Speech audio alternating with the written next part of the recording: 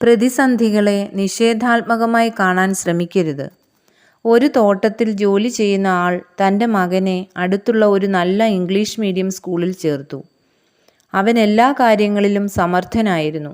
എന്നാൽ മറ്റു കുട്ടികൾക്ക് അവൻ അവരേക്കാൾ കൂടുതൽ മാർക്ക് വാങ്ങുന്നതും സ്പോർട്സിൽ 1-ാം സ്ഥാനം കരസ്ഥമാക്കുന്നതുമൊന്നും ഇഷ്ടമായിരുന്നില്ല.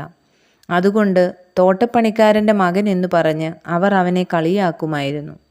ഒരു ദിവസം സ്കൂളിൽ നിന്ന് വന്ന അവൻ അച്ഛനോട് പറഞ്ഞു, ഞാൻ ഇനിയും ആ സ്കൂളിൽ പോകുന്നില്ല. എല്ലാവരും എന്നെ കളിയാക്കുകയാണ്. ആ അച്ഛൻ 2 പൂച്ചട്ടികൾ എടുത്തുകൊണ്ട് വന്നു. ഒന്ന് മകൻ്റെ കയ്യിൽ കൊടുത്തു. അവനോട് പറഞ്ഞു, നീ അവിടെ ചവറുകൾ കിടക്കുന്നിടത്ത് നിന്ന് കുറേ മണ്ണെടുത്ത് ഈ ചട്ടിയിൽ നിറയ്ക്കുക.